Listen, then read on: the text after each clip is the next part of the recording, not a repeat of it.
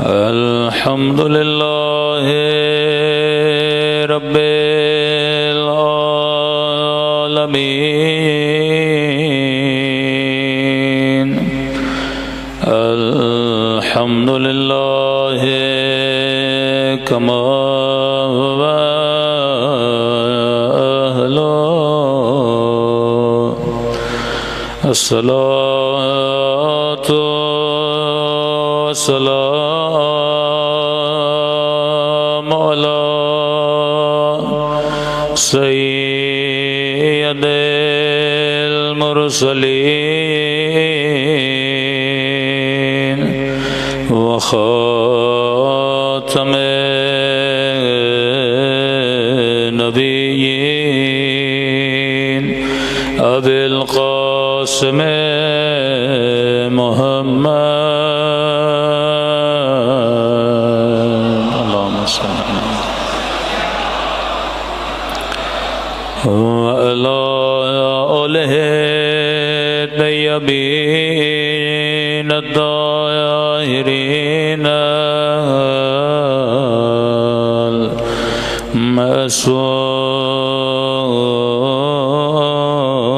المعصومين سب مل کے دعا امام زمان اللہم کل ولیک حجت ابن الحسن صلواتک علیہ وعلی آبائه فی هذه الساعة وفي كل وليا وحافظا وقائدا وناصرا ودليلا وعينا حتى تسكنه أرضك طوعا وتمتعه فيها طويلا برحمتك يا أرحم الراحمين صلوات پڑھے محمد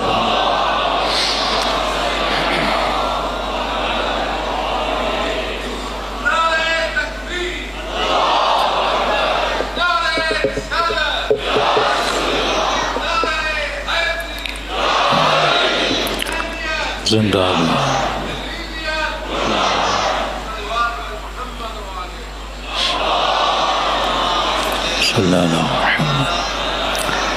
بسم اللہ الرحمن الرحیم رب اشرح لی صدری ویسر لی امری واحلل عقدۃ من لسانی یفقهوا قولی اما بعد فقط قال رسولنا الکریم ان الحسین مصباح الہدی وسفینۃ النجات صلوات پڑھے محمد وعلی محمد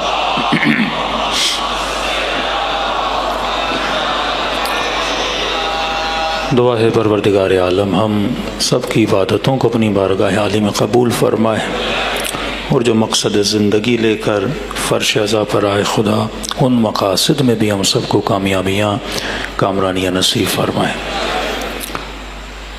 آج گفتگو کا چوتھا سلسلہ ہے اور مسلسل دعوت جذبہ حسینی اور قیام حکومت الہی کے عنوان سے گفتگو ہو رہی ہے کہ ہدف پروردگار عالم کائنات کو بنانے کا صرف یہ نہیں تھا کہ کچھ انسانوں کو پیدا کیا جائے اور وہ انسان کھائیں پئیں اور ایک خاص زندگی کا دورانیہ اس زمین پہ گزار کے پھر کائنات سے چلے جائیں۔ خدا کا قطعاً یہ مقصد نہیں تھا، کیونکہ یہ مقصد اگر زندگی کا ہوتا تو ہم سے پہلے جانوروں کی خلقت اس کائنات میں تھی جو کھاتے تھے پیتے تھے ازداد نسل کرتے تھے پھر دنیا سے چلے جاتے تھے۔ مقصد الہی خلیفۃ اللہ کو بنانے کا یہ تھا کہ زمین پہ پہلا بھیجا ہوا انسان اللہ کا نمائندہ تھا، اور اس انسان کو خلق کرنے کے بعد ہی امتحان الہی شروع ہو گیا کہ آپ دیکھتے ہیں سب سے پہلی مخالفت جس نے کی خدا نے اسے شیطان قرار دیا، کافر قرار دیا، کیونکہ اگر اللہ کے خلیفے کی تعظیم نہیں کرے گا تو اس کی اطاعت نہیں کر پائے گا، اور اگر اس کی اطاعت نہیں کر پائے گا تو وہ جو نظام الہی ہے اس کو کس طرح چلایا جائے گا، کیونکہ زمین پر کوئی بت پرست تو تھا نہیں، زمین پر اس وقت تک کوئی مشرک تو تھا نہیں۔ پہلا انکار شرک کا نہیں ہے، پہلا انکار، پہلی تبلیغ یہ نہیں کہ آپ بتوں کو چھوڑ دو۔ اس عالم میں جہاں ملائک تھے سارے موحد تھے، سارے خدا کو مانتے تھے، نہ نماز کا مسئلہ تھا، نہ تسبیح کا مسئلہ تھا، نہ سجود کا مسئلہ تھا، نمازیں ہو رہی تھیں، عبادتیں ہو رہی تھیں، اللہ کی تسبیح تقدیس سب کچھ ہو رہا تھا اس عالم میں۔ لیکن سب سے پہلا انکار جو ہوا وہ اللہ کے بنائے ہوئے کو نہ ماننے کا انکار تھا، جو شیطان نے کیا۔ اور شیطان نے کیوں کیا؟ کیونکہ صاحب ارادہ تھا، انسان کی طرح مجبور نہیں تھا، ملائکوں کی طرح۔ ملائکوں نے اعتراض کیا، لیکن خدا نے جب علم آدم کو دکھایا کہ فضیلت اگر کسی کی معصوم فرشتے پہ بھی ہوتی ہے تو کثرت علم کی وجہ سے ہوتی ہے، اور خلیفۃ اللہ جاہل نہیں ہوتا، خلیفۃ اللہ صاحب علم ہوتا ہے۔ قرآن وَعَلَّمَ آدَمَ أَسْمَاءَ كُلَّهَا، خدا نے آدم کو سارے اسماء کا علم دیا، یعنی یہ خدا ہے جو اپنے خلیفے کو علم دیتا ہے۔ خلیفہ دنیا کے مدرسوں میں نہیں پڑھتا، وہ الہی مدرسے میں پڑھتا ہے، وہ اللہ سے علم لیتا ہے، وہ دنیا کے کسی ٹیچر سے علم حاصل نہیں کرتا بلکہ خداوند متعال اسے علم دیتا ہے۔ پہلا انکار خلیفۃ اللہ کا انکار، انکار کرنے والا موحد تھا، انکار کرنے والا قائل بقیامت تھا، انکار کرنے والا عابد تھا، انکار کرنے والا زاہد تھا۔ پھر عین ہو آپ جب کربلا میں آتے ہیں تو ابا عبداللہ الحسین کا انکار کرنے والے موحد ہیں، امام حسین کا انکار کرنے والے عابد ہیں، امام حسین کا انکار کرنے والے زاہد ہیں، حاجی ہیں، لیکن قتل ابا عبداللہ الحسین انجام دیتے ہیں۔ حابیل و قابیل کا قصہ، انکار ولی خدا، انکار حکم آدم، انکار حکم پروردگار عالم، اب یہاں سے انکار کا سلسلہ شروع ہوا۔ اصل جو انکار تھا وہ خدا کے انکار کا انکار نہیں تھا، وہ انکار توحید کا انکار نہیں تھا، وہ انکار ولی اللہ کا تھا۔ حضرت نوح کی قوم کا مسئلہ خدا سے نہیں تھا کہ نوح تمہارا کوئی خدا ہے ٹھیک ہے، لیکن اپنے خدا کو کہو وہ اپنی حکومت آسمانوں پہ جاری رکھے، عرش پہ جاری رکھے، فرش پہ تمہارے خدا کا لینا دینا نہیں ہے، زمین پہ جو ہمارے من میں آئے گا ہم وہ کریں گے، لیکن آسمانوں کو چلا رہا ہے، سورج و بادلوں کو چلا رہا ہے، وہ اپنا نظام چلاتا رہے، ہمیں تمہارے خدا سے کوئی مسئلہ نہیں، لیکن زمین پر اس خدا کا لینا دینا نہیں ہے، زمین پہ ہم اپنی مرضی سے زندگی گزاریں گے، اس چیز میں تمہارا رب انٹرفیئر نہیں کرے گا۔ اور نبی و خدا کس کی حکومت کو لانا چاہ رہے ہیں؟ پروردگار عالم کی حکومت کو لانا چاہ رہے ہیں۔ یہی مسئلہ فرعون کے ساتھ ہے، حضرت موسیٰ کا۔ فرعون ایک تو کہتا ہے میری حکومت کو مانو، دوسرا حضرت موسیٰ اگر اسے اسپیس بھی دے رہے ہیں کہ فرعون تم اپنی حکومت چلاتے رہو، میں اس قوم کو لے کر فلسطین چلا جاتا ہوں، وہاں پہ اپنی حکومت بناتا ہوں، لیکن فرعون کو یہ بھی قابل قبول نہیں ہے۔ تو یہ مزاج حکومت کفر ہے، وہ اپنی حکومت کے مد مقابل کسی اور حکومت کو برداشت نہیں کرتا۔ اور اللہ کا یہ وعدہ، اللہ کا ارادہ کہ کائنات میں ہمیشہ کس کی حکومت بالآخر بن کے رہے گی، وہ حکومت الہی۔ یہودی موسیٰ کا انتظار کریں، عیسائی عیسیٰ کا انتظار کریں، مسلمان حضرت مہدی کا انتظار کریں، ہدف تو ایک ہی ہے نا۔ وہ کہتے ہیں عیسیٰ آئے گا حکومت الہی کو نافذ کرے گا، آپ کہتے ہیں حضرت مہدی آئیں گے حکومت الہی کو نافذ کریں گے، یہودی کہتے ہیں حضرت موسیٰ آئیں گے حکومت الہی کو نافذ کریں گے۔ تو مقصد ادیان یہ تھا کہ کائنات میں کس کی حکومت نافذ ہو؟ اللہ کی حکومت نافذ ہو۔ تو اب جنگ حکومت الہی کے ساتھ ہے۔ اب حکومت الہی کیسے نافذ ہو؟ حکومت الہی کے نفاذ کے لیے فرمایا خود خدا نہیں آتا، 1000 کے قریب بنی اسرائیل کی آیتیں ہیں، اور جب فلسطین پہ پہنچے حضرت موسیٰ اتنے معجزے دکھانے کے بعد ان 12 قبیلوں کو لے کر، اور حضرت موسیٰ نے کہا کہ خدا کا حکم ہے کہ ہم فلسطین میں داخل ہوں اور وہاں جنگ کریں اور اس شہر پہ اپنا قبضہ رکھیں، اور اس کے بعد جب فتح یابی ہو جائے گی بحکم خدا تو ہم اپنی حکومت بنائیں گے۔ تو یہ اتنے سست تھے یہودی بنی اسرائیل کہ جن کو خدا نے عزت دی، لیکن اس کے بعد خدا نے ان کو ذلتوں میں ڈال دیا۔ عزت ہمیشہ نہیں ملتی، اگر آپ اطاعت خدا کرو گے تو عزت ہے، اگر آپ اللہ کی اطاعت کو نہیں مانو گے۔ تو انہوں نے کہا کہ نہیں موسیٰ، ہمیں کیا پتا وہ کتنے طاقتور ہیں، ہم فرعون سے بچ کے آئے، اب ان کے مقابلے میں بھیج رہے ہو۔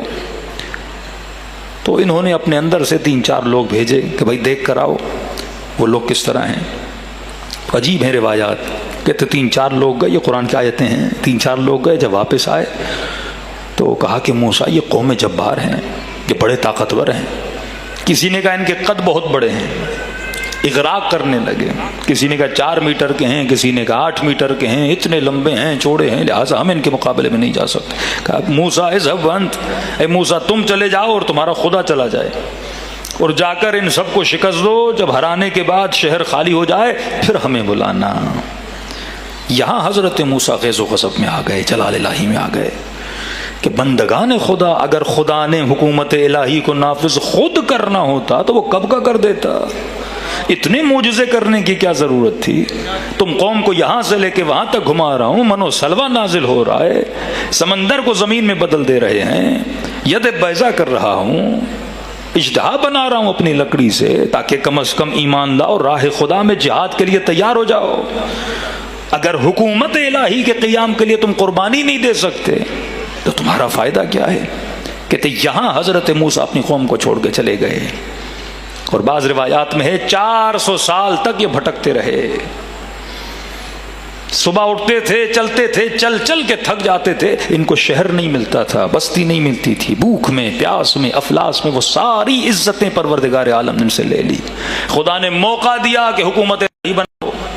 آج تک آپ دیکھتے ہو یہودی در بدر ہیں، کیونکہ حضرت موسیٰ کا ساتھ ان لوگوں نے نہیں دیا تھا، اللہ کے نبی کا ان لوگوں نے ساتھ نہیں دیا تھا۔ خدا معجزے کرتا ہے، خدا نعمتیں دیتا ہے، خدا کبھی علی دیتا ہے، خدا کبھی حسن دیتا ہے، خدا کبھی حسین دیتا ہے، یہ اللہ کی نعمتیں ہیں۔ جب امت قدر نعمت نہیں کرتی پھر خدا آخری نشانی کو پردے غیب میں چھپا دیتا ہے۔ اب کہ جب تک یہ تیار نہیں ہو جاتے حکومت الہی کے لیے، میں نہیں بھیجوں گا کسی ولی کو۔ ایک ولی بھیجا، دوسرا ولی بھیجا، تیسرا ولی بھیجا، تم خلیفہ کش بن گئے، تو نواس رسول کے قاتل بن گئے۔ جن ولیوں کے ذریعے سے کائنات میں حکومت الہی کو نافذ کرنا تھا، تم لوگوں نے انہیں ولی کی مخالفت کی، خون کے آنسو رلائے علی ابن ابی طالب کو۔ کہ فرمایا یا علی انت منی بمنزلت ہارون من موسیٰ، علی تم میرے لیے ایسے ہو جیسے ہارون موسیٰ کے لیے تھے۔ یہ صحیحین میں روایت موجود ہے، الا انہ لا نبی بعدی، لیکن علی میرے بعد کوئی نبی نہیں ہے، لیکن تمہاری منزلت وہی ہے جو ہارون کی موسیٰ سے منزلت تھی۔ موسیٰ کوہ طور پر گئے، قوم نے ہارون کا انکار کیا۔ یہاں رسول پردہ پوش ہوئے، قوم نے علی ابن ابی طالب کا انکار کیا۔ امام کا کام تھا کہ قوم کو تیار کرے اور حکومت الہی کا نفاذ کریں۔ بالآخر یہ حکومت الہی آنی ہے، لیکن سوال حکومت ایسے نہیں آتی۔ اگر بنی اسرائیل کی طرح ہم تیار نہیں ہوں گے تا قیامت ہم اسی طرح بھٹکتے رہیں گے۔ اب سوال ہے پروردگارہ، تم نے آخری نشانی کو پردے غیب میں بھیج دیا۔ پہلے امیر المومنین تو تھے، سلمان بنا رہے تھے، میثم تمار بنا رہے تھے، مالک اشتر بنا رہے تھے، قمبر بنا رہے تھے، حسین تو تھے، حبیب ابن مظاہر بنا رہے تھے، زہیر ابن قین بنا رہے تھے، اور بنا رہے تھے، علی زین العابدین تو تھے، ابو حمزہ سمالی بنا رہے تھے، چھٹے امام تو تھے، جابر ابن حیان بنا رہے تھے۔ مولا اب آخری امام پردہ غیب میں چلا گیا، اس لشکر کو تیار کون کرے گا؟ ذہن سازی کون کرے گا؟ آئیڈیالوجی کو ڈیولپ کون کرے گا کہ یہ قوم اتنی تیار ہو جائے کہ اللہ کی راہ میں سب کچھ قربان کر دے؟ پروردگارا قوم کو کس کے حوالے کر کے جا رہے ہو؟ جبکہ کوئی امام نہیں ان کے درمیان، جبکہ کوئی نبی نہیں ان کے درمیان، اور مد مقابل حکومت آئے کفر، حکومت آئے ظلم، ایجوکیشن سسٹم ان کے کنٹرول میں، میڈیا ان کے کنٹرول میں، بچے کو کسی غیر ملک بھیجوں تو وہاں ایتھیس کنٹریز ہیں، اس کا ایمان کس طرح بچاؤں گا؟ یہ کس طرح حکومت الہی کا سپاہی بن سکتا ہے؟ تو فرمایا اللہ نے ایک بندوبست کیا، امام نہ بھی ہو یہ بندوبست وہ کام دکھلائے گا جو امام کا کام ہے، جو نبیوں کا کام ہے۔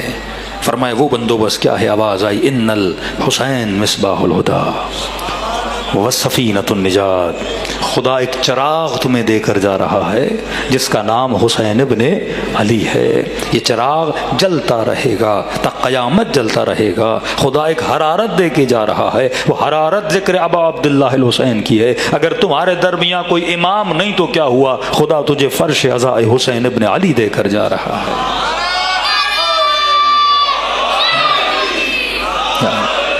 اب یہ فرش عزائے حسین یہ تربیت گاہ ہے، یہ کسی قوم کے پاس نہیں۔ جنہوں نے اہل بیت کو خلیفۃ اللہ مانا، خدا نے ان کو فرش عزائے حسین ابن علی سے جوڑ دیا۔ اب فرش کیا ہے دشمن نہیں سمجھ پاتا، وہ سیدھی سیدھی باتوں پہ اعتراض کرتا ہے کہ یہ روتے کیوں ہیں، یہ مجلسوں پہ اتنا پیسہ کیوں لگاتے ہیں، یہ اتنا ٹائم جلوسوں میں ضائع کیوں کرتے ہیں۔ بھائی ہم یہ سارے کام کرتے ہیں تبھی امریکہ کے سامنے کھڑے ہیں، یہ نہ ہوتا تو وہ بہادریاں نہ ہوتی، یہ نہ ہوتا تو وہ رشادتیں اور شہادتیں نہ ہوتی، یہ فرش عزا ہے۔ آپ تھوڑا سا وارز کو اسٹڈی کیا کریں کہ ایک سپاہی کو میدان جنگ میں ٹکنے کے لیے کیا کیا دیا جاتا ہے۔ جیسے امریکن فورسز ہیں یا سیریا میں جتنی فورسز تھیں، ان کی کچھ لیکس آتی ہیں، وہ تھوڑا سا اسٹڈی کیا کریں، کیونکہ جنگ کا مطلب خون ہے۔ آپ گولیاں چلا رہے ہو، 4 لاشیں آپ کے سامنے گر رہے ہیں، رات کو نیند کیسے آئے؟ جسم کے چیتھڑے اڑ جاتے ہیں، کبھی بم گرتا ہے، آپ کا ساتھی آپ کے ساتھ مر جاتا ہے۔ ایک بندہ 1 ہفتہ آپ کے ساتھ ہے، اچانک ایک میزائل لگا، اچانک ایک بم پھٹا، آپ دیکھتے ہو آپ کے سامنے تڑپ رہا ہے، مر رہا ہے، تو مینٹلی انسان ڈسٹرب ہو جاتا ہے۔ تو یہ اس کا مینٹل لیول برابر کرنے کے لیے ان کو نشے کا عادی بناتے ہیں۔ مختلف آپ ان کی ریسرچز پڑھیں گے تو یہ نشئی بن جاتے ہیں، کوکین دیتے ہیں ان کو، ہیروئن دیتے ہیں ان کو، مختلف انجیکشنز لگاتے ہیں تاکہ یہ مینٹلی کیا رہیں، فٹ رہیں۔ مد مقابل آپ کے مجاہدین جب لڑتے تھے، آپ 8 سال دفاع مقدس کی جنگ دیکھ لیں اور احوال پڑھیں، لبنانیوں کے اسرائیل کے ساتھ جنگ لڑی، آپ وہ پڑھ لیں، تو یہ جب میدان جہاد میں جاتے تھے انہیں کسی نشے کی لینے کی ضرورت نہیں ہوتی تھی۔ ہاں، یہ رات کو دعائے کمیل پڑھتے تھے، دعائے توسل پڑھتے تھے، کسی کے ماتھے پہ لبیک یا زینب لکھا ہوتا تھا، کسی کے ماتھے پہ لبیک یا حسین لکھا ہوتا تھا، کیونکہ بچپن سے اس نے سنا ہے۔ سعید کو 17 تیر لگے، عباس کے بازو کٹ گئے، سر پہ عمود آہنی لگا، آنکھوں میں تیر چلا گیا۔ بچپن سے اس نے سنا کہ 6 مہینے کا بچہ تھا جس کے گلے میں تیر لگا۔ بچپن سے اس نے سنا 18 سال کا جوان تھا جس کے سینے میں برچھی لگی۔ اس نے سنا کہ لاشوں پہ گھوڑے دوڑائے گئے، اس نے سنا کہ اسیر بنایا گیا، اس نے سنا کہ تماچے لگے۔ یہ مینٹلی کیا ہو رہا ہے؟ پریپیئر ہو رہا ہے کہ اگر اس راہ کے مسافر ہو، کسی بھی حد تک دشمن تمہارے جسم کو نقصان دے سکتا ہے، لیکن اس کی انتہا جسم ہے، وہ تمہاری روح کو کچھ نہیں کر سکتا، وہ تمہاری فکر کو کچھ نہیں کر سکتا۔ اس نے جسم حسین کو تو شہید کر دیا، فکر حسین کو آج تک شہید نہ کر سکا۔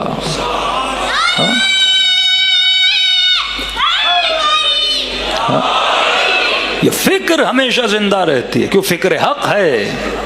آپ کے مجاہد جب میدان میں جاتے ہیں ان کا جذبہ اور ہوتا ہے، یہ کسی نشے کے محتاج نہیں ہوتے، یہ ایک روحانی تعلق بناتے ہیں ابا عبداللہ الحسین سے۔ تو یہ فرش عزا نہ ہوتا، آج یہ استقامت نہ ہوتی۔ وہ سمجھتے ہیں کہ پتہ نہیں شیعہ صرف عقیدتاً آتے ہیں، جمع ہوتے ہیں، قبلہ عقیدہ بھی ہے لیکن مقصد حقیقی اور ہے۔ کیوں شہنشاہی کے زمانے میں مجلس پہ پابندی لگی؟ کیوں آج آذربائیجان میں باکو میں امام حسین کے جلوس پہ پابندی ہے؟ کیوں صدام نے 30 سال جلوس پہ پابندی لگائی؟ کیا مسئلہ تھا جلوس سے؟ وہ جانتے ہیں یہ جلوس میں آئیں گے، ان کی ٹریننگ ہے۔ دیکھو سیاسی جماعتیں جب اعلان کرتی ہیں کہ بھائی ہم فلاں مارچ کریں گے، تو لوگوں کو گھروں سے نکالنا بڑا مشکل ہوتا ہے۔ ایک جلسہ کرنا، بسیں بھیجنا، خرچہ کرنا، بریانیوں کی لالچیں دینا، تب جا کے لوگ جمع ہوتے ہیں، اور شعور بھی نہیں ہوتا ان لوگوں میں۔ سیاستدان کیا تقریر کر رہا ہے کوئی سنتا ہی نہیں ہے، اسی چکر میں ہوتے ہیں جلسہ ختم ہو، ہم تھوڑا اسلام آباد گھوم لیں، تھوڑا لاہور گھوم لیں، مینار پاکستان گھوم لیں اور اپنے گھروں میں واپس جائیں۔ یہ پہلا فرش عزا ہے جہاں بسیں بھیجنے کی ضرورت نہیں، نام حسین آتا ہے۔ شعوری طور پر لوگ گھروں سے نکل کے آتے ہیں، اور یہ نہیں کہ ایک خاص طبقہ آتا ہو، جوان ہو، بوڑھا ہو، بچے ہوں، مائیں ہوں، نہ رنگ، نہ نسل، نہ قوم، کسی بھی کوئی فرقہ واریت نہیں ہے، ہر بندہ نسل پرستی نہیں ہے، بس نام حسین سنتا ہے دوڑا دوڑا فرش عزا حسین پہ آتا ہے۔ یہ ٹریننگ ہوئی نا بچپن سے، ٹریننگ نہ ہو تو انسان کیسے فرش عزا اب عبداللہ الحسین پر آئے؟ عاشورہ کا جلوس ہو، وہ چاہے گرمی ہو چاہے سردی ہو، مائیں بہنیں بچے بوڑھے بزرگ سارے جاتے ہیں۔ کیوں آپ یہ کام کرتے ہیں؟ کیونکہ یہ ایک پریکٹس ہے کہ اب عبداللہ الحسین کروا رہے ہیں۔ جو شیعہ تاریخ کے یزید کو نہ بخشے، وہ آج کے یزید کو کیسے بخشے گا؟ جو تاریخ کے یزید کے ظلم کو نہ بھول پائے، 14 صدیاں گزر گئی لیکن کہتا ہے یزید میں تیرا ظلم بھولنے نہیں دوں گا، تو آج کے ظالموں کا ظلم کیسے بھول سکتا ہے؟ کیسے ممکن ہے جو سکینہ کے تماچوں پہ تو گریہ کرے لیکن فلسطین کی بچیوں کے ظلم پہ گریہ نہ کرے؟ کیسے ممکن ہے جو علی اصغر کے گلے میں لگے تیر پہ تو گریہ کرے لیکن سنے کسی ہاسپٹل پہ بم دھماکہ ہوا اور 500 بچے دنیا سے چلے گئے، اس پہ گریہ نہ کرے؟ تو امام حسین کیا کر رہے ہیں؟ آپ کا بیس بنا رہے ہیں۔ تو مجلس عزا ایک سویلائزیشن ہے، مجلس عزا ایک کلچر کو ڈیولپ کرنا ہے۔ کون سا کلچر؟ جو ظلم کے خلاف ہو، کون سا کلچر جو مظلوم کی حمایت کرے، کون سا کلچر جو اپنی جیب سے پیسہ خرچ کرے اس کلچر کو ڈیولپ کرنے کے لیے، جو قربانی اور ایثار کا کلچر ہو۔ اربعین کیا ہے؟ قربانی، ایثار۔ وہاں کون پیسہ خرچ کرتا ہے؟ یہی عزادار۔ ملینز آف ڈالرز خرچ کیے جاتے ہیں 10 دن، بھائی کیوں خرچ کر رہے ہو؟ کون کس کی خدمت کر رہا ہے؟ انسانیت کے مقام کو بڑھایا جاتا ہے کہ آؤ تجھے کمال انسانیت دیکھنا ہے تو حسین کی کربلا میں آ کر دیکھو۔ اتنی خدمت انسانیت، اتنا عشق انسان کا انسان کے ساتھ کہیں نظر آتا ہے کہ انسان فنا فی الانسان ہو جاتا ہے، انسان کو یا اپنے وجود کو اگلے انسان کے لیے قربان کرتا ہوا نظر آتا ہے۔ یہ جذبہ کس نے آپ کو سکھایا؟ فرش عزا ابا عبداللہ الحسین نے۔ یہ جو تھوڑا بہت پولیٹیکل سائنس کو جانتے ہیں، کسی بھی ملک میں جو سوشل اسٹڈی جانتے ہیں، کسی بھی ملک میں آپ نے انقلاب بپا کرنا ہے تو ایک کتاب نکلی تھی پچھلے زمانے میں، انہوں نے ایران میں بھی کوشش کی تھی، احمدی نژاد کے زمانے میں سبز رنگ کے ذریعے سے انہوں نے انقلاب لانے کی کوشش کی، مطلب بغیر سائلنٹ انقلاب جسے بولتے ہیں، خاموش انقلاب، کہ ہر بندہ روڈ پہ نکلتا تھا تو وہ اپنی کلائی میں سبز پٹی باندھتا تھا، تو اس سے پتہ چلتا تھا یہ فلاں صاحب کے فالوور ہیں۔ تو آپ اب سب کو جیل میں تو نہیں ڈال سکتے نا، تو ہر بندے نے پٹی پہنی ہوئی تھی، تو یہ سبز رنگ اتنا پھیل جاتا ہے، گلی کوچا بچہ بڑا، خواتین مائیں بہنیں سارے ایک کلر میں جب جڑ جاتے ہیں تو گویا وہ ایک نظریے کے اندر ایک دوسرے کے ساتھ مل جاتے ہیں۔ کیوں فرمایا جب محرم کا چاند نظر آتا تھا امام زین العابدین کالا لباس پہنتے تھے اور ترغیب دلائی کہ تم کالا لباس پہنو۔ کالا لباس کیا ہوتا ہے؟ لوگوں کو ایک ساتھ منسجم کرتا ہے، آپ کو ایک رنگ میں ڈھال دیتا ہے، دیکھنے والوں کو لگتا ہے کہ بہت بڑا ہجوم ہماری طرف آتا ہے، کہ نہ تمہارے وجود کے نظریوں میں نہ تمہاری عادتوں میں کوئی فرق نہیں ہونا چاہیے، تم سب ایک جیسے دکھو۔ سوشل ایکٹیویٹی کو بہت زیادہ اہل بیت نے پروموٹ کیا ہے، فرمایا گھر میں بھی نماز پڑھو ثواب ہے لیکن ایک رکعت کا ایک ثواب ہے، مسجد میں آؤ گے تو 1 کا 10 ثواب ہے، گھر میں دعا کرو گے قبول ہوگی لیکن اگر 40 مومنین ساتھ مل کے دعا کرو گے خدا زیادہ قبول کرے گا، رزق میں کمی ہے ویسے بھی دعا کرو لیکن کہا نہیں 10 مومنوں کو 20 مومنوں کو 40 مومنوں کو اپنے گھر میں دعوت دو، ایک حدیث قصہ پڑھو، 2 فضائل اہل بیت پڑھو، 4 جملے مصائب ابا عبداللہ الحسین کے پڑھو اور تھوڑا سا نظر و نیاز کرو، ان مومنوں کے آنے کی برکت میں خدا تمہارے رزق میں اضافہ کر دیتا ہے۔ ہاں؟ جب مل کے جاتے ہو اسے کہتے ہیں سوشل ایکٹیویٹی۔ اب مقصد یہ تھا کہ آپ کو جوڑا جائے، جوڑنے کا مقصد یہ تھا کہ انڈیویجول نہیں، مل کے انڈیویجول متقی کل بھی تھا، انڈیویجول متقی آج بھی ہے. جیسے ہم اردو میں بولے تو انفرادی طور پر. مولا یہ نہیں چاہتے انفرادی طور پر یہ مومن غیرت مند ہو، نہیں، اجتماعی طور پر غیرت مند بنو، معاشرتی طور پر غیرت مند بنو. آج جب ظلم کو دیکھتے ہو ایک مومن کا دل دکھے دوسرے کا نہ دکھے، نہیں. آج کوئی پریشان ہو ایک کو تکلیف ہو دوسرے کو نہیں. کیوں فرمایا مسجد جاؤ؟ کیوں فرمایا سوشل گیدرنگز کرو؟ کمیونزم جب بڑھا تو وہ سوشل گیدرنگ سے بڑھا. جاپان میں کمیونزم اتنی تیزی سے بڑھا، کہتے ہیں ڈیلی تقریباً جاپان میں کوئی 20,000 کے قریب اسٹڈی سرکلز ہوتے تھے. 50 جوان 60 جوان گھر میں بیٹھتے تھے، ایک ٹاپک پہ ڈسکس کرتے تھے. آگ کی طرح پورے جاپان میں کمیونزم بڑھ گیا. شیعت کیوں بڑھ رہی ہے؟ آج ہر بندہ پریشان ہے، یہ بھی شیعہ بن گیا وہ بھی شیعہ بن گیا. کیوں؟ کیونکہ آپ کے سوشل سرکلز بہت زیادہ ہیں. یہ ورلڈ گینیز بک کا ریکارڈ بن سکتا ہے کہ دنیا کا کوئی مذہب کوئی قوم اتنے لیکچر نہیں سنتا جتنا اہل بیت کے چاہنے والے لیکچر سنتے ہیں. آپ کاؤنٹ کرو، 2 مہینہ مجالس، ماہ مبارک مجالس، شہادت مجالس، ولادت مجلسیں، کوئی منت ہو تو مجلس، کوئی خوشی ہو تو مجلس، مومن زندہ تو مجلس، دنیا سے چلا جائے تو مجلس ترحیم کرا کے چلا جاتا ہے. اتنے لیکچرز کس قوم میں ہوتے ہیں جتنے آپ کی قوم میں ہوتے ہیں. آؤٹ پٹ کم ہے، یہ ایک المیہ ہے، کیونکہ ہم اس ہدف الہی کی طرف آگے نہیں بڑھ رہے. پہلا اسٹیج تھا جمع کرو، دوسرا اسٹیج تھا مجلس پڑھو، تیسرا مقام یہ تھا اسٹیپ بائی اسٹیپ ان کو ایک قوم بناؤ، ایک ملت بناؤ. خمینی صاحب اس میں کامیاب ہوئے. انہوں نے مجلس عزا کو قومی ایکشن میں بدل دیا، قوم بنا دیا. خود بہادر کا نکلے ہو کربلا کے ہدف کے لیے تو علی کا شیعہ اور حسین کا ماننے والا بزدل نہیں ہوتا. کربلا میں اگر رباب اپنے بچے قربان کر رہی ہے، بی بی ام فروہ بچے قربان کر رہی ہے، تو کہے ماؤں تمہارے اندر بھی یہ حوصلہ ہونا چاہیے، راہ خدا کے لیے اپنے بچے قربان کر سکو. اے بوڑھے باپ تمہارے اندر حوصلہ ہونا چاہیے کہ حسین کی طرح اکبر کو قربان کر سکو، اپنے جماع کو قربان کر سکو. تو کربلا حوصلہ دیتی ہے تاکہ آنے والے ولی خدا کے لیے میں اپنی نسلوں کو کیا کر سکوں، تیار کر سکوں. انڈیویجول انفرادی طور پر نہیں، کربلا اجتماعی طور پر، معاشرتی طور پر.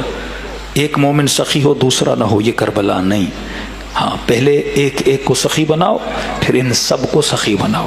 پہلے ایک ایک کو بہادر بناؤ، پھر ان سب کو بہادر بناؤ. یہ ایک سائیکولوجیکلی ایفیکٹ ہوتا ہے. جسے آپ سوشل پریشر بھی بول سکتے ہیں. مثال کے طور پہ 10 لوگ ہوں، 2 کنجوس ہوں، 8 سخی ہوں. تو آپ نے کبھی مامارکہ کے لیے چندہ جمع کرنا ہے اور آپ نے پہلے سخی سے شروع کیا. اس نے 500 دیا، دوسرے نے 1000 دیا، تیسرے نے 500 دیا، چوتھے نے 5000 دیا، چھٹے نے 200 دیے، 7ویں نے مثلا 10,000 دیے. اب 8ویں اور 9ویں دونوں کنجوس ہیں. اب یہ ان 7 سخیوں کو دیکھ کر ان کے اوپر پریشر بلڈ ہوگا. کنجوس تو ہوگا لیکن ان 7 سخیوں کی وجہ سے مجبور ہوگا سخاوت کرنے پر. ٹھیک ہے، تو ان کا پریشر اس کے اوپر بلڈ ہوا. یہ بھی اپنی جیب سے کچھ نہ کچھ نکال کے دکھا کہ جناب میری بدنامی نہ ہو. یہ حکومت الہی کا اثر ہے کہ جب حکومت الہی میں اکثریت نیک ہو جاتی ہے، وہ اقلیت جو بری ہے وہ اس اکثریت کو دیکھ کے کیا ہو جاتی ہے، اچھی ہو جاتی ہے. جیسے آپ اپنی باحجاب بچی کو یونیورسٹی بھیجتے ہو، یونیورسٹی کا سارا ماحول خراب ہے، ہر تیسری بچی بدحجاب ہے. اب اس بچی پہ ایک پریشر بلڈ ہوتا ہے، اسے لگتا ہے کہ میرے اندر کوئی کمی ہے، یہ بچیاں تو الگ ہیں، میں ذرا الگ ماحول میں چل رہی ہوں. تو یہ پریشر باعث ہوتا ہے کہ یہ اپنی دینداری سے تھوڑا پیچھے ہٹ جائے. یا کسی ایسے کلچر میں چلی جہاں مرد اور عورت ایک دوسرے کو ہاتھ دے رہے ہیں، اب سب دے رہے ہیں، ٹیچر کے ساتھ ہاتھ ملا رہے ہیں، فرینڈز کے ساتھ ہاتھ ملا رہے ہیں، ان کے اپنے اپنے سوشل سرکل ہیں. یہ جو مہذب بچی ہے یہ مینٹلی ایک طرح سے اسٹریس میں چلی جاتی ہے، بلکہ مینٹلی سک ہو جاتی ہے، کیونکہ اس کو لگتا ہے کہ میں غلط ہوں. یو کے میں ایک مومن تھے، کہہ رہے مولانا میرا بچہ بڑا مینٹلی اسٹریسڈ ہے. ڈاکٹر کو دکھایا، ڈاکٹر نے بچے سے بات کی، کیا مسئلہ ہے؟ کہا جتنے بچے اسکول میں اور جب ان کو بلایا جاتا ہے تو ان کی ماں کے نام سے بلایا جاتا ہے، مجھے باپ کے نام سے بلایا جاتا ہے. اس کو لگتا تھا میرے اندر کوئی کمی ہے. مجھے میرے نام سے کیوں نہیں بلایا جاتا؟ اب چھوٹا بچہ اسے کیا سمجھائے گا؟ ان کے باپ تو ہیں ہی نہیں بھائی، تیرا باپ ہے تو یہ تمہارے لیے کیا ہے؟ اچھی چیز ہے۔ وہاں ولد الزنا بہت ہیں اس معاشرے میں، بغیر شادی کے بچے اتنے زیادہ ہیں۔ اب کیونکہ وہ چیز اکثریت میں آ گئی، جو ایک بندہ اچھا ہے اسے بھی لگتا ہے میں کیا ہوں؟ برا ہوں۔ بنی اسرائیل کا یہی حال تھا، 5 لاکھ 6 لاکھ بنی اسرائیل، مد مقابل ملینز میں فرعونی۔ اب سارے بتوں کو پوجیں، سب کے بت سونے کے بنے ہوئے، سونے کے بچڑے بنے ہوئے۔ ان کے اندر احساس کمتری آ گیا۔ جیسے یہ مصر کو چھوڑ کے فلسطین میں ان ہوئے، ایک گاؤں سے گزرے، ان کی نگاہ ایک سونے والے بت پہ پڑ گئی۔ حضرت موسیٰ کے پاس آئے کہ موسیٰ برا نہ مانو، ایک چھوٹی سی گزارش کریں، یہ قرآن کی آیتیں ہیں۔ تو موسیٰ نے کہا کیا؟ اب دیکھو 8-9 معجزے دیکھنے کے بعد یہ ان کی حالت ہے کہ موسیٰ اگر برا نہ مانو تو ہمارے لیے بھی کوئی سونے وونے کا بت بنا دو، ہاں، تاکہ ہم، اتنی کمی تھی ان کے اندر میں کہ بھائی ہمیں، کیونکہ جتنے سال یہ بچپن سے مصر میں رہتے تھے ان کو اجازت نہیں تھی سونے والے بت کی پوجا کریں، کیونکہ سونے کی بت کی پوجا وہ کرتا تھا جو وہاں کی ایلیٹ کلاس تھی، وہ ان کا خدا تھا۔ تو یہ کہتے تھے ہمارا بھی کوئی یہ والا خدا ہو نا۔ دل کے اندر اس کی محبت اتنی بیٹھی تھی کہ آخر میں سامری نے وہی بچڑا بنایا جو ان کی دلوں میں تھا۔ جس طرح نسلیں ویسٹرنائز ہو جاتی ہیں، یہ یؤمنون بالجبت والطاغوت، قرآن کہتا ہے یؤمنون، یہ ایمان لاتے تھے بالجبت، جبت کا مطلب وہی ایجپٹ، یؤمنون بالجبت والطاغوت، یہ اتنا ایمان لا چکے تھے ایجپٹ کی سویلائزیشن پہ اور طاغوت کی حکومت پہ کہ موسیٰ آ بھی گئے لیکن پھر بھی دل میں حکومت جبت تھی۔ مائنڈ وہی، جس طرح آج کے بچے ویسٹرنائز ہے، وہی تھا کہ موسیٰ مصر والا ان کے خداؤں جیسا کوئی خدا بنا لو تاکہ ہمارے اندر کی کمی پوری ہو جائے۔ موسیٰ نے اتنا سمجھایا، کوہ طور پر گئے، 30 دن کی دوری، سامری نے وہی بچڑا بنا دیا، ہارون کو پیچھے کر دیا، اسی بچڑے کی پرستش میں چلے گئے۔ یہی الفاظ امیر المؤمنین اپنے خطبے میں فرماتے ہیں کہ یہ علی کو چھوڑ کے کسی سامری کی پوجا میں لگ گئے۔ عرب جاہلی جس کے اندر وہ تعصبات بیٹھے ہوئے تھے، جو مصطفیٰ نے چھڑوائے تھے، یہ واپس انہی کی طرف جانا چاہ رہے تھے۔ بچپن سے جو انسان کے وجود میں چیز راسخ ہو جاتی ہے اسے چھوڑنا نہیں چاہتا۔ آج کئی مومنوں کے اندر عادتیں ہیں، کوئی مجتہد فتویٰ دیتا ہے، چھوڑنے کے لیے تیار نہیں ہوتے، کیونکہ بچپن سے وہ اس کا عاشق بن چکا ہے۔ ایک بچڑا بنایا، اسی کی پرستش میں چلے گئے۔ تبھی خدا نے قرآن کا سب سے بڑا سورہ نام کیا رکھا؟ سورہ بقرہ۔ کوئی اور بھی نام رکھتا نا، یہ پورا بچڑے کا قصہ خدا نے لکھا ہے کہ ان کے دلوں میں یہ محبوب بن چکا تھا، محبت بن چکی تھی۔ تو جب تک انسان اپنے وجود کو ان افکار سے پاک نہیں کرتا تب تک حکومت الہی بنانے کی صلاحیت نہیں رکھتا۔ تو یہ فرش عزا ابا عبداللہ الحسین ہے جو چاہتا ہے آپ سب یونائٹ ہو جائیں فکری اعتبار سے، عادات کے اعتبار سے۔ جب حکومت الہی آتی ہے، حکومت الہی لوگوں کو اپنے ماحول میں ڈھالنے کی کوشش کرتی ہے۔ آپ لاکھ آپ کا بچہ نیک ہو، غلط ماحول میں بھیجو، 10 غلط لوگوں میں بھیجو۔ ٹھیک ٹھاک مذہبی بچیاں ہوتی ہیں، باحجاب بچی، نمازی بچی، لیکن جیسے باپ اس کی شادی کرواتا ہے کسی غلط خاندان کے اندر، کسی سیکولر خاندان کے اندر، لبرل خاندان کے اندر، جہاں شریعت کی پابندی نہیں، اچھے لوگ ہیں، با اخلاق ہیں، ایتھیکل ہیں، شرعی طور پہ پابند نہیں ہے، نفاذ شریعت ان کے گھروں میں نہیں ہے، 1 سال 2 سال 3 سال گزرنے کے بعد اس بچی کا پہناوا بدل جاتا ہے۔ انسان کے اوپر ماحول کیا کرتا ہے؟ اثر کرتا ہے۔ تبھی فرمایا جب حکومت الہی آئے گی، یہ جو 30% 20% جو طبقہ خراب بھی ہوگا، لیکن وہ 70% اچھے طبقے کی وجہ سے وہ بھی کیا ہو جائے گا؟ نیک ہو جائے گا۔ تو کہ آؤ مجلس حسین میں ذہن سازی کی جاتی ہے، آپ کے ایکشنز کو ایک جیسا بنایا جاتا ہے۔ اب چھوٹی سی مثال دوں تاکہ آپ کو سوشل ایکٹیویٹی کا فائدہ پتہ چلے۔ ایک مومن گھر میں نماز پڑھ رہا ہے، کہ 1 رکعت کا 1 ثواب، پھر کہ مسجد جاؤ 1 رکعت کا 10 ثواب۔ کبھی سوچا کرو 10 کیوں؟ ہم بس اسی چکر میں اللہ نے کہا 10 ہے تو 10 ہے، بھاگو اور مسجد میں نماز پڑھو۔ بھائی اس کی افادیت کیا ہے؟ کل میں نے کہا صرف علم نہیں، علم کے ساتھ حکمت بھی ہو۔ امام کا کام ہے یزکیہم ویعلمہم الکتاب والحکمہ، یہ ڈیوٹی آف امام ہے۔ کل کی مجلس انہوں نے نہیں سنی، وہ غور سے سن لیں کہ حاکم الہی کا کام یہ ہے کہ معاشرے کی اصلاح کرے، امام کا کام یہ نہیں کہ برجز بنائے، روڈز بنائے، بلڈنگز بنائے۔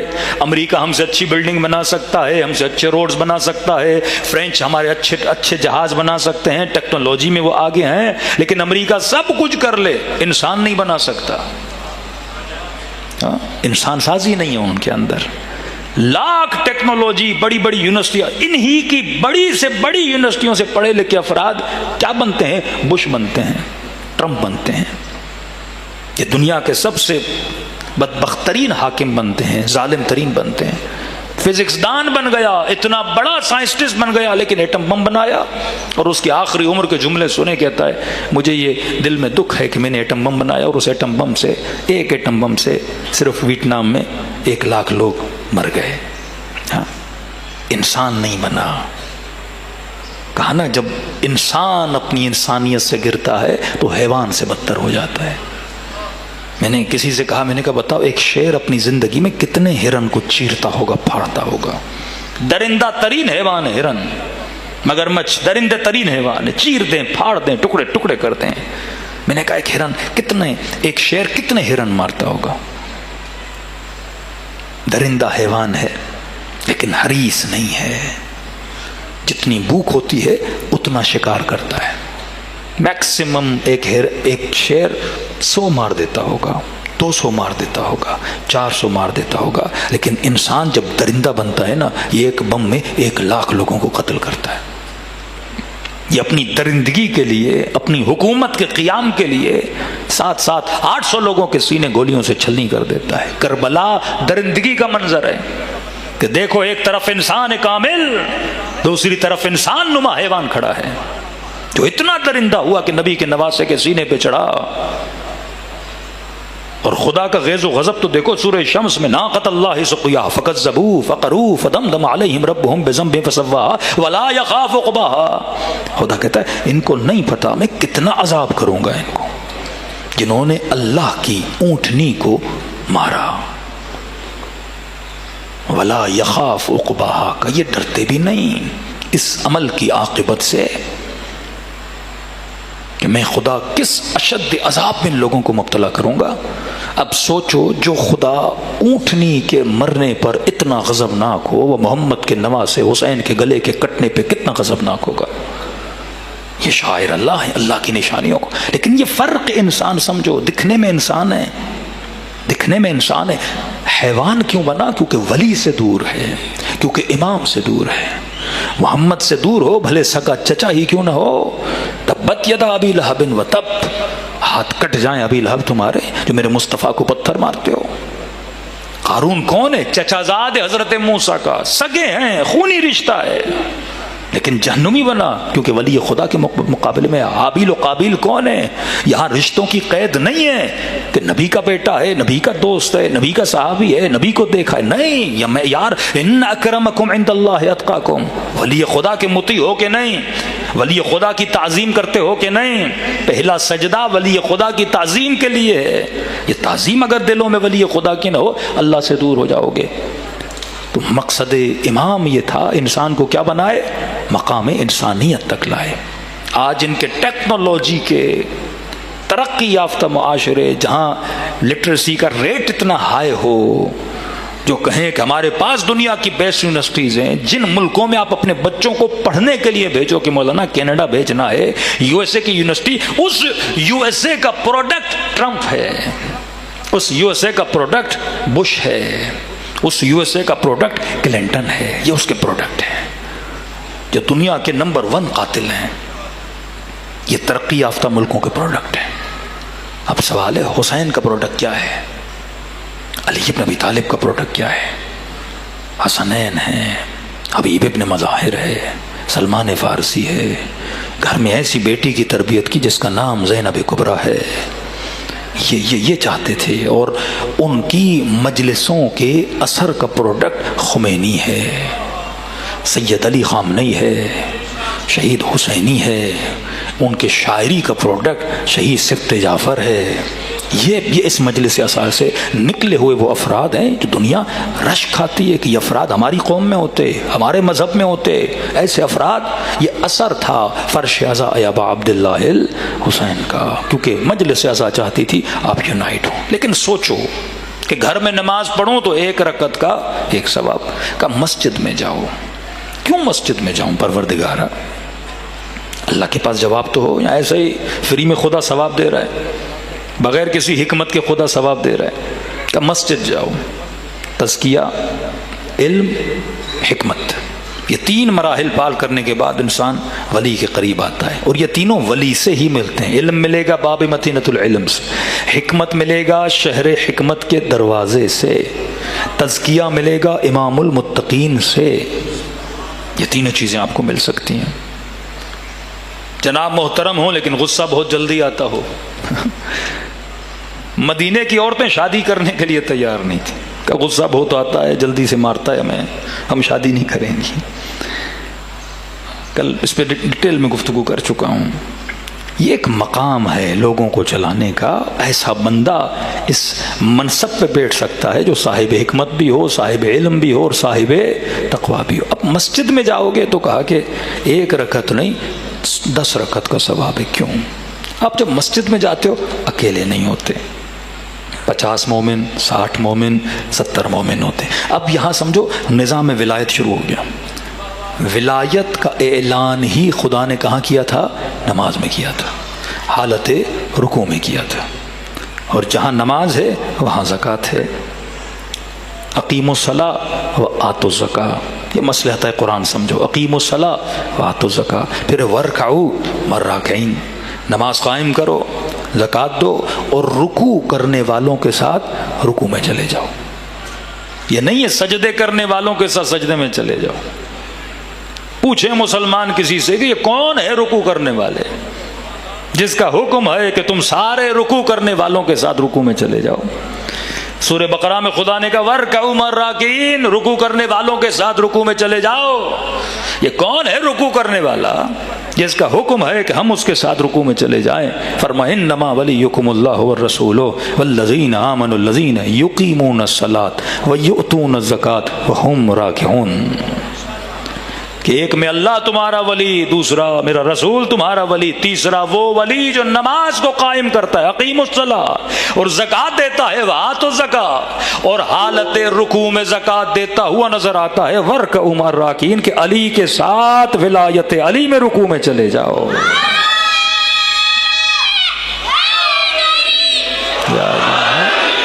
اب بات کھلی ہے تو میں یا علی بات کھلی، تھوڑا سا اشارہ کر رہا ہوں۔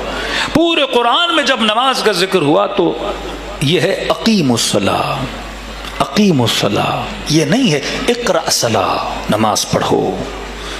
ہاں قرآن کے لیے ورتل القرآن ترتیلا، ترتیل کرو قرآن کی، لیکن جب نماز کی بات آئی پورے قرآن میں تو یہ ہے اقیم الصلاۃ، نماز کو کیا کرو؟ قائم کرو۔ کہیں پر نہیں ہے نماز پڑھو۔ جب اذان بھی دیتے ہو تو کہتے ہو حی علی الصلاۃ، جب کہتے ہو قد قامت الصلاۃ، نماز کھڑی ہو گئی۔ خدا کہتا ہے نماز کو قائم کرو۔ نماز پڑھنا آسان ہے، نماز کو قائم کرنا بڑا مشکل ہے۔ نماز تو شمر بھی پڑھ لیتا ہے، نماز تو ابن سعد بھی پڑھ لیتا ہے۔ جو نماز نہ پڑھے وہ سمجھو شمر سے بھی گیا گزرا ہے، ابن سعد سے بھی گیا گزرا ہے۔ کون سا مشکل ہے نماز پڑھنا؟ 17 رکعت ہے، نماز پڑھنا کون سی بڑی بات ہے؟ مشکل ہے قیام الصلاۃ، نماز کو قائم کرنا۔ یہ کیا ہے جو بار بار خدا کہتا ہے نماز کو قائم کرو، نماز کو قائم کرو، نماز کو قائم کرو؟ اور کتنا گہرا تعلق ہے علی اور نماز کا، کہ ولادت ہو تو کعبے میں، جس کی طرف مومن رخ کر کے نماز پڑھے، اعلان ولایت ہو تو نماز میں۔ امیر المومنین کا اعلان ہوا تو کس میں ہوا؟ نماز میں ہوا۔ شہادت ملی تو مسجد میں، اور جس نماز میں شہادت ملی وہ نماز 5 نمازوں میں ساری نمازوں سے افضل تھی، اور جس رکن میں شہادت ملی سجدہ وہ تمام ارکان سے افضل تھا، اور جس رات میں شہادت ملی لیلۃ القدر وہ ساری راتوں سے افضل تھی۔ یہ ترتیب کیا اسی طرح آٹومیٹیکلی بن گئی کہ انگوٹھی دی تو نماز میں، ولادت ہوئی تو کعبے میں. کتنا گہرا تعلق ہے ولایت اور نماز کا. کہ اقیم الصلاۃ، اور کسی نے امیر المؤمنین سے پوچھا روایت میں کہ مولا یہ کیا ہے کہ نماز کو قائم کرو، نماز کو قائم کرو، نماز کو قائم کرو. امام فرماتے ہیں اقام الصلاۃ سے مراد ہے، الصلاۃ سے مراد ہے ان علی بن ابی طالب.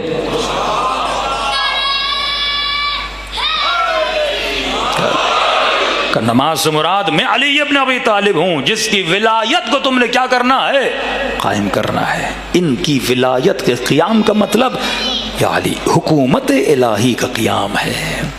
اب نماز میں شیعوں کو بلایا جاتا ہے کیونکہ نماز میں سوشل گیدرنگ ہے، نماز ٹریننگ ہے، نماز امام کے پیچھے اقتدا کرنے کی ٹریننگ ہے، نماز محض اطاعت ہے کہ جب امام رکوع میں ہو تجھے رکوع میں ہونا چاہیے، جب امام سجدے میں ہو تجھے سجدے میں ہونا چاہیے. اگر تم امام سے آگے پیچھے ہوئے تو جماعت سے نکل گئے، تم فرادہ ہو گئے، اور جو فرادہ ہو جائے وہ اہل جماعت نہیں ہوتا. اور اگر شیعہ بننا ہے تو اہل جماعت بنو.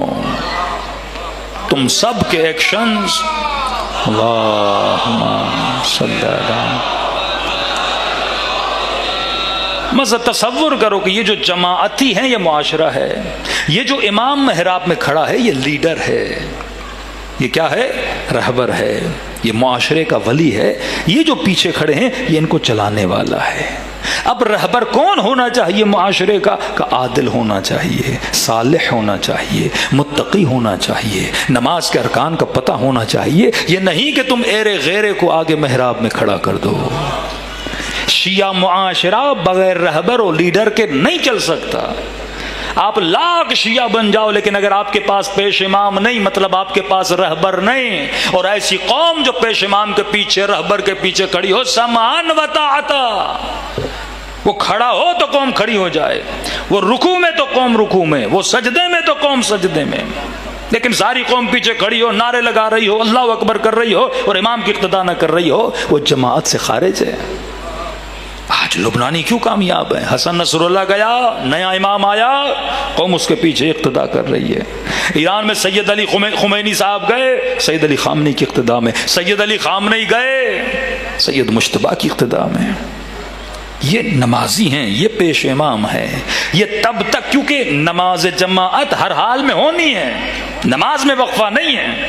اب یہ مصلی پہ تب تک بیٹھے رہیں گے اور کوئی شہید ہوگا اس کی جگہ پہ نیا لیڈر آتا رہے گا جب تک فرزند زہرا کا ظہور نہیں ہو جاتا.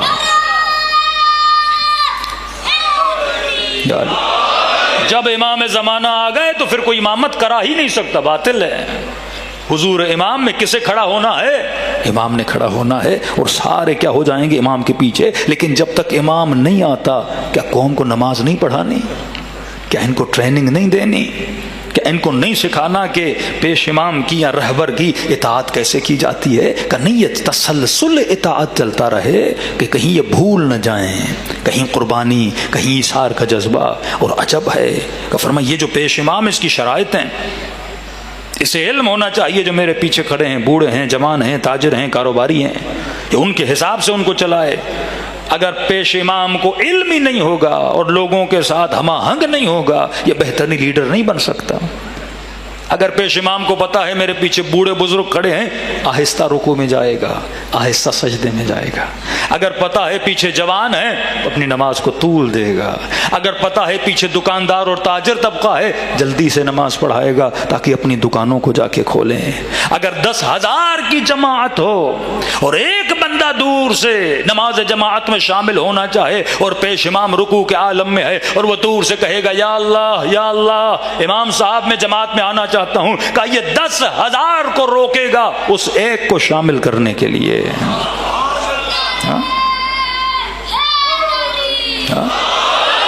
یہ ٹریننگ دی جا رہی ہے، ایک مکمل ٹریننگ، نظام ولایت کی ٹریننگ ہے کہ شیعہ معاشرہ بغیر رہبر کے سروائیو نہیں کر سکتا. 500 شیعہ بھی ہو کو رہبر ہونا چاہیے کیونکہ یہ امام کا کام ہے. دوسرا فائدہ جماعت میں جانے کا، نظام ولایت. ولایت کا مطلب محبت، عشق. کس کے ساتھ؟ امام کے ساتھ بھی اور آپس میں بھی. وہ شیعہ علی ہو ہی نہیں سکتا جو نجف کے روزے پہ 10 کروڑ لگا دے اور کسی مومن کے بھوکے پیٹ کو بھر نہ پائے۔ وہ علی کا شیعہ، حسین کا شیعہ ہو ہی نہیں سکتا جو کربلا جا کے 10 لاکھ نذرانہ دے کر آئے اور یہاں کسی بچی کی شادی میں 50,000 کی ضرورت ہو وہ جیب سے پیسے نہ نکال پائے۔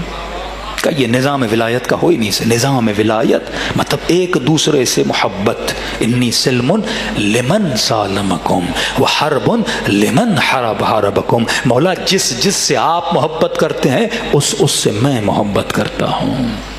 میں معرفتکم و معرفت اولیائکم، آپ کی معرفت بھی اور آپ کے چاہنے والوں کی معرفت بھی میرے اندر ہونی چاہیے۔ اب گھر میں بیٹھو گے تو جو لوگوں کا پتہ چلے گا کون پریشان ہے، کون فقیر ہے، کسی کی بیٹی کا مسئلہ ہے، کس کی بیوی کا انتقال ہو گیا۔ لیکن جب مسجد جاؤ گے نا تو ایک دوسرے سے ان کے احوال سے باخبر ہوگے۔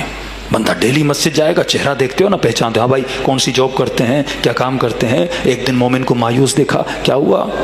تو اس نے کہا میری ڈکیتی ہو گئی، 5 دن کے بعد بیٹی کی شادی ہے، پیسے سارے لٹ گئے، کیا کروں؟ اب باخبر ہوگے نا، مسجد جاؤ گے تو پتہ چلے گا، محفل میں جاؤ گے تو پتہ چلے گا۔ اب سارے نمازی اہل بیت کے چاہنے والے اور حسین نے مجلس میں بلا کے آپ کے دل میں درد پیدا کیا۔ شیعہ ہو ہی نہیں سکتا اگر اس کے اندر احساس انسانیت نہ ہو۔ کیسے شیعہ ہو سکتا ہے؟ 50 مومن ایک ساتھ جمع ہوں گے کہ بھئی مومن کی بیٹی کا مسئلہ ہے، یہ ہو گیا، بڑے عزت و وقار کے ساتھ، کسی نے 10، کسی نے 20، کسی نے 30، کسی نے 40، یہاں تک کہ جب سارے مل لیں گے اس کی بیٹی کا جہیز کیا ہو جائے گا؟ تیار ہو جائے گا۔ کوئی مومن پریشان، کیا ہوا؟ کہ بیٹے کا داخلہ ہے، فیس کے پیسے نہیں ہیں۔ فوراً ایک مومن، 50 لوگ ہیں، کوئی تو صاحب حیثیت ہوگا کہ وہ آپ لوگوں کو جوڑنا چاہتے ہیں، کیونکہ یہاں اگر کسی نے مدد کرنی ہے شیعہ کی مدد کرے گا، یزیدی نہیں کرے گا، نسل شمر والا نہیں کرے گا۔ اگر تم ایک دوسرے کے لیے درد نہیں رکھو گے تو کون رکھے گا؟ کربلا میں حسین کی پیاس کی پرواہ شمر کو نہیں، عباس علمدار کو ہے۔ آدھا بدن پانی میں ہے پر عباس پانی نہیں پیتے۔ احساس ہے نا، احساس کی وجہ سے علی والے بنتے ہو۔ معصوم فرماتے ہیں وہ ہمارا شیعہ ہو ہی نہیں سکتا جو ہمارے شیعہ کی مدد نہ کرے۔ یہ نظام ولایت ہے۔ جب سوشل گیدرنگز میں جاؤ گے مذہبی تو اس میں ایک دوسرے کی پریشانیوں کا، مسائل کا، نوکریوں کا، اس طرح سے شیعہ نظام شیعوں کے ساتھ جڑ جائے گا اور آپ کو کسی غیر کی ضرورت نہیں پڑے گی۔ اب جب مسجد ہی نہیں جاؤ گے بندہ خدا، مجلس میں آپ جمع ہو گئے، یہاں تو ایک کلی علمی ٹریننگ آپ کو دی جاتی ہے، لیکن یہاں کوئی کسی کو نہیں جانتا۔ محلے کی مساجد میں آپ دوسرے کو جانتے ہو، کس کا کہاں گھر ہے، 20 گھر، 50 گھر، 100 گھر، 400 گھر۔ تو جب اہل مسجد بنو گے تو اہل ولایت بنو گے۔ ایک دوسرے کے مسائل، کمیٹیاں ہوتی ہیں، مسائل ہوتے ہیں، اسی طرح ہر سوسائٹی میں ایک مسجد ہوگی، یہ لوگ اپنے مسائل کو کیا کر سکیں گے؟ حل کر سکیں گے۔ اب یہاں خوشنودی امام زمانہ بھی شامل ہو جاتی ہے۔ ایک بوڑھی خاتون تھی، کہتی میں نے نظر کی حضرت عباس کی، اور میں نے کہا مولا اگر یہ حاجت قبول ہو گئی تو میں آپ کے حرم میں ایک بکرا، جہاں عراق میں تو دمبا ہوتا ہے، ایک دمبا نذرانے کے طور پر دوں گی۔ تو کہتی الحمدللہ نظر پوری ہو گئی۔ میں نے دمبا لیا اور میں گئی حرم حضرت عباس کی طرف کربلا۔ تو پرانا زمانہ تھا، عباسیوں کا زمانہ تھا، تو راستے میں چوکی تھی اور ایک چوکی پہ ایک باسی کھڑا تھا۔ باسی جو متعصب ہوتے ہیں، شیعوں کو اتنا نہیں مانتے، صدام خود باسی تھا۔ تو کہاں جا رہی ہو بوڑھی؟ تو خوشی سے کہا کہ حضرت عباس کی زیارت کو جا رہی۔ بکرا دمبا کہاں لے جا رہی ہو؟ کہا کہ نظر کی تھی، حضرت عباس کے حرم میں دینے جا رہے ہیں۔ کہ یہ کیا خرافات کی باتیں ہیں، دمبا لے کے جا رہی ہو، عباس کیا کریں گے تمہارے دمبے کا، چھوڑ دے مجھے، نہیں جانے دوں گا تمہیں۔ بوڑھی رونے لگی، بھائی میں نے نظر کی ہے، مجھے جانے دو۔ لیکن اس بدبخت نے وہ دمبا ایسے لے لیا کہ جانا ہے تو ایسے جاؤ ورنہ آگے بھی نہیں جانے دوں گا۔ مجبور تھی، فوجی آدمی تھا، تو کہتی چلی گئی۔ حضرت عباس کے حرم میں پہنچی، بڑا روئی۔ حضرت عباس میں نے اپنی بچی کچی کمائی کو جمع کیا تھا اور نظر کو پورا کرنے کے لیے ایک دمبا لیا تھا، لیکن وہ بھی نہ لا سکی۔ اب مجھے نہیں پتا میری نظر پوری ہوئی نہیں ہوئی، اس بدبخت نے مجھے روک لیا، بڑا روئی، بڑی میری توہین کی، میرا مذاق اڑایا، دمبے لے جا رہی ہو ایک قبر کی طرف۔ تو کہتی زیارت کرنے کے بعد رات کو آئی اور سو گئی، کہتی خواب کے عالم میں عباس علمدار کو دیکھا۔ فرمایا بوڑھی خاتون تمہاری نظر عباس تک پہنچ گئی، تم اچھی نیت سے آئی تھی، کسی نے تمہارا راستہ روکا بھی تو کیا ہوا، نظر ہم تک پہنچ گئی۔ میں نے کہا شکریہ آپ کا حاجی عباس، لیکن مجھے اس پہ غصہ بہت ہے، توہین کی میری، مذاق اڑایا میرا، مجھے کچھ بھی کر کے میرا دمبا واپس دلائیں، میں آپ کے حرم میں آ کے خود دوں گی۔ کہ پھر حضرت عباس نے بڑے متین لہجے میں، بڑے آرام لہجے میں مجھے کہا کہ ہم نے کہا نا کہ آپ کا دمبا ہم تک پہنچ گیا۔ پھر میں نے کہا نہیں مولا، اس نے بڑی بہترامی کی، مجھے وہ دمبا واپس چاہیے۔ پھر حضرت عباس نے کہا اے بوڑھی خاتون تم یہ سمجھو تم نے دمبا عباس کو دے دیا، اس نے لیا، اس نے سمجھو مجھے دے دیا، بات ختم ہو گئی۔ تو کہا چلیں اتنا تو مان لیا، لیکن اسے پنشمنٹ تو دیں۔ حضرت عباس کا غضب سب کو پتا ہے، جلالی، تو اپنا جلال کا جلوہ تو دکھائیں، اس نے آپ کے چاہنے والی کی اتنی بہترامی کی، بدتمیزی کی ہے، میرا مذاق اڑایا ہے۔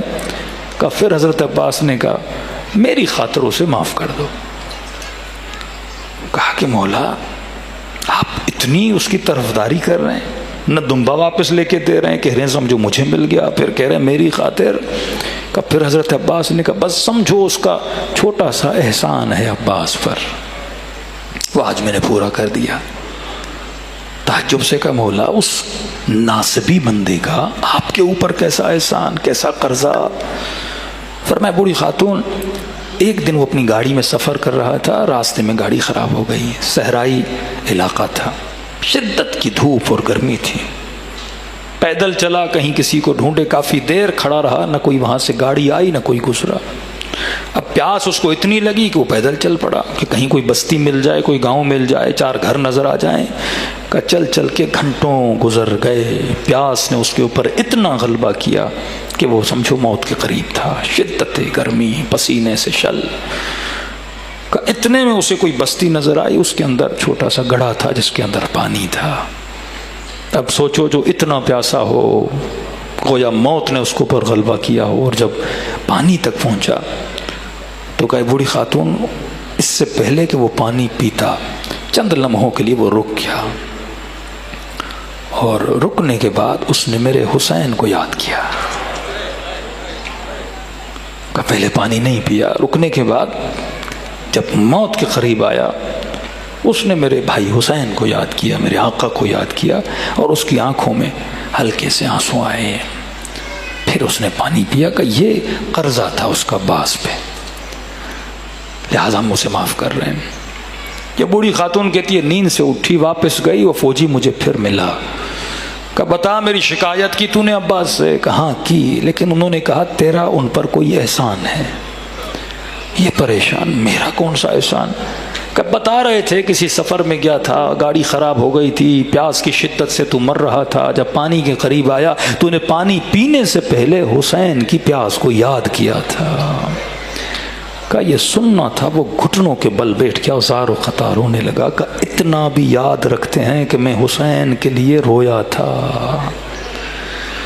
اب تصور کرو جو کسی غیر کا آنسو بھلا نہیں سکتے، وہ اپنے عاشق کے آنسوؤں کو کیسے بھلائیں گے؟ تبھی چھٹے امام فرماتے مومن جب رونے کی تیاری کرو نا تو فرمائیے تصور کیا کرو تم سب کے سروں کے پیچھے ہماری دادی زہرا کھڑی ہو گئی ہے اور تمہارے لیے دعائے خیر کرتی ہیں، خدا یہ میرے حسین کا زادہ آ رہے ہیں، میں زہرا اس سے راضی تو بھی اس سے راضی ہو جا۔ یہ کریموں کی محفل ہے میرے عزیز، یہاں چھوٹے چھوٹے عمل کو خدا کاؤنٹ کرتا ہے، ہر چھوٹی خدمت کو پروردگار عالم اپنے حساب و کتاب میں لاتا ہے، کیونکہ یہ کسی عام شخصیت کا فرش نہیں، یہ فرزند رسول ابا عبداللہ الحسین کا فرش ہے۔ یہاں عام لوگوں کی تربیت نہیں، یہاں ان کی تربیت ہوتی ہے جو امام زمانہ کے لشکر کے سپاہی بنائیں گے۔ آپ امید امام زمانہ ہو، آپ کی نسلیں امید امام زمانہ ہے، تو اس حساب سے اپنے بچوں کو، اپنی نسلوں کو ٹریٹ کیا کرو جس نگاہ سے اہل بیت آپ کے بچوں کو دیکھتے ہیں۔ بڑے قیمتی قلب ہیں مومنوں کے۔ ساتویں امام کے پاس ایک مومن آیا نا کہ مولا آپ کا شیعہ گناہ کر سکتا ہے؟ امام نے کہا کر سکتا ہے، انسان ہے، جائز الخطا ہے۔ کہ مولا اس گنہگار سے نفرت کر سکتے ہیں؟ امام نے فرمایا ہرگز، چاہے ہمارا شیعہ گنہگار ہی کیوں نہ ہو، نفرت کرنے کا حق نہیں۔ فرمایا اس کے عمل سے نفرت کیا کرو، اس کے وجود سے نفرت نہ کیا کرو۔ وہ خبیث العمل تو ہو سکتا ہے پر طیب الروح ہے، اس کی روح طیب ہے، کیونکہ اس نے امیر المؤمنین کو اپنا امام ماننا ہے۔ حدیث کے جملے ہیں، شیعتنا خلقوا من طینتنا، ہمارے شیعوں کو ہماری بچی ہوئی مٹی سے بنایا گیا۔ قدر ہے، قیمت ہے۔ دعائے ندبہ پڑھو، اے علی تم اور تمہارے شیعہ علی منابر من نور، قیامت کے دن نور کے ممبروں پہ بیٹھے ہوں گے، اور نبی کی بیٹی جب میدان محشر میں آئے گی، روایت میں یہ نہیں کہ جبرائیل کہے گا، کہتے نہیں، خود مالک اور مالک کائنات کی آواز آئے گی، غضوا ابصارکم، اپنی آنکھوں کو بند کرو۔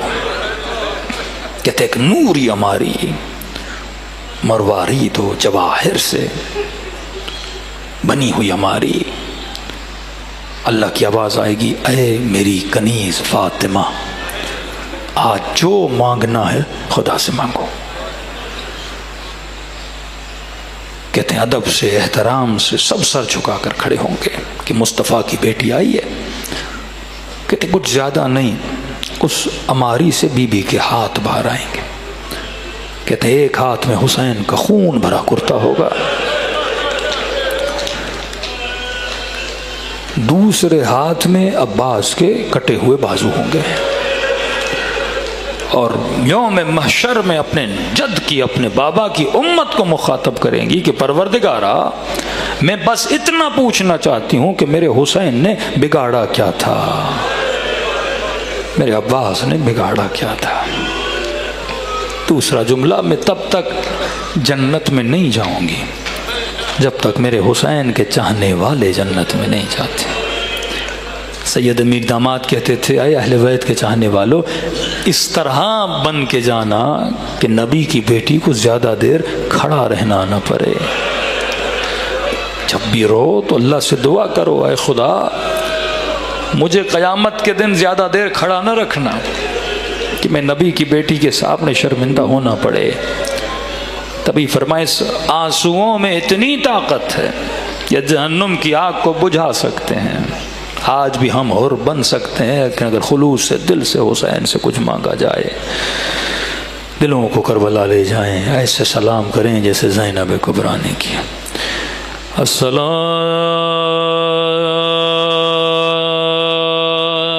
علی الحسین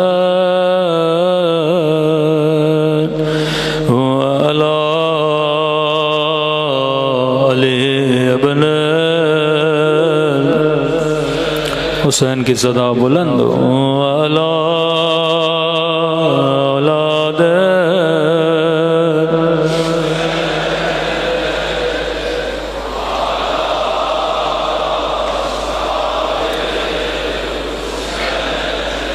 سب مل کر السلام علی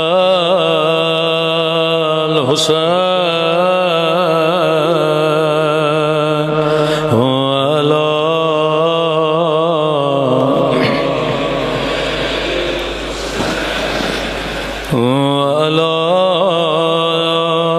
اولاد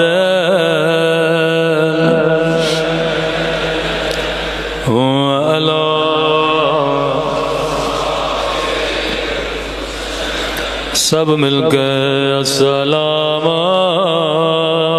علی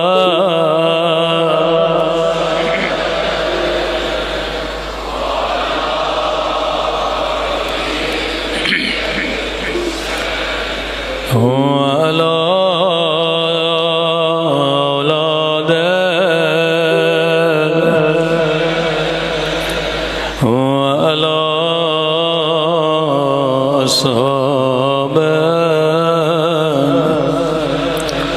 میرا سلام ہو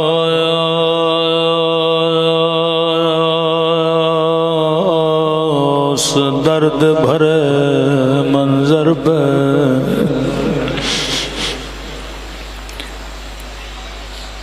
جب کسی جلتے ہوئے خیمے سے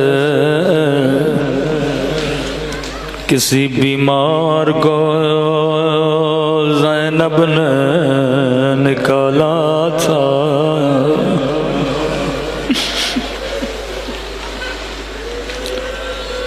اگر زینب نہ ہوتی تو امام سجاد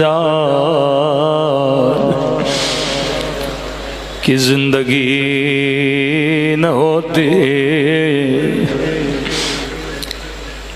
فرمایا ابن زیاد نے حکم دیا زین العابدین کے گلے پہ تلوار چلائی جائے۔ علی کی بیٹی آگے بڑھی، کہا ابن زیاد پہلے زینب کو مارو، کیا تو مسلمان ہے؟ کیا تجھے شرم نہیں آتی؟ تو نے سارے محرموں کو مار دیا، یہ بھی آیا پورا سفر کسی نامحرم کے ساتھ کیسے کریں گی؟ تبھی روایات کے جملے ہیں زینب شریکۃ الحسین، غم حسین کی شریک، پیغام حسین کی شریک۔ بڑی خدمتیں تھیں بی بی زینب کی کوفے میں۔ جب مولا علی کا زمانہ تھا، کوفے کی عورتوں کو قرآن پڑھانے والی بی بی زینب ہیں، کوفے کی عورتوں کو حجاب سکھانے والی بی بی زینب ہیں، کوفے کی عورتوں کے بچوں کو دین سکھانے والی، تفسیر پڑھانے والی بی بی زینب ہیں۔ تبھی بڑا مشکل تھا بی بی زینب کا بازار کوفہ سے گزرنا۔ جس شہر میں کبھی ملکہ بن کے رہی ہو، اسی شہر میں زینب اسیر بن کے لائی گئی۔ جب جب قافلہ کوفے آتا تھا، خود فرماتی ہیں بابا کہتے تھے حسن رات ہونے دو، لوگوں کو اپنے گھروں میں جانے دو، پھر میری بیٹی زینب کو بازار سے گزارنا۔ وہ دن بھی زینب نے دیکھا، لیکن اب جب زینب آئی، ابن سعد نے کہا دن ہونے دو،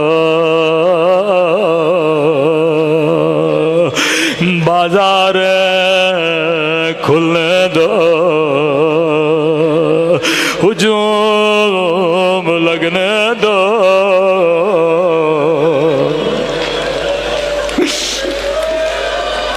بڑے غیرت مند فرش عذاب پہ بیٹھے، امام زین العابدین کا درد سمجھانے کے لیے ایک مثال دینے پہ مجبور ہو۔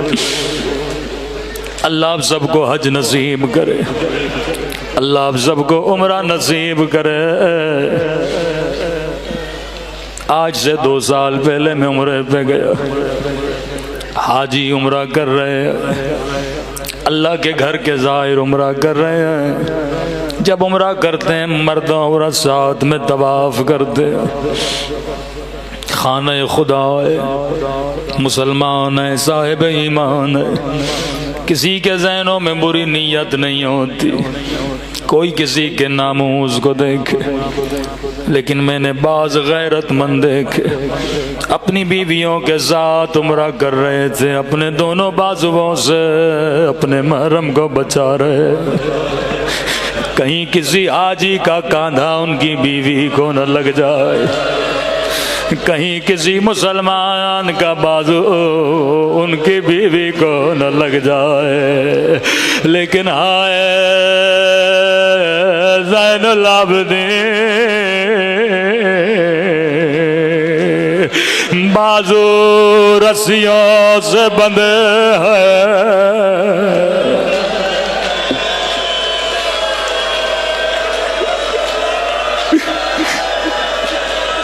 اتنے مجبور میرے مولا، کہتے ہیں بازار کا ہجوم اتنا زیادہ تھا، خولی کو کہنے لگے ان کٹی ہوئی گردنوں کو آگے لے جاؤ تاکہ لوگوں کی نگاہ کٹے ہوئے سروں پہ پڑے، کوئی زینب کو نہ دیکھے، کوئی ام کلثوم کو نہ دیکھے۔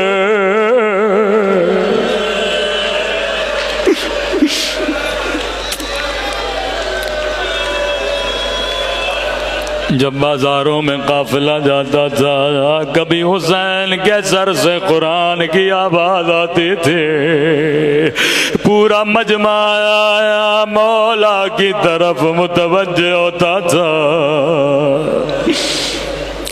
جب بھی روتے تھے کہتے تھے الشام الشام الشام۔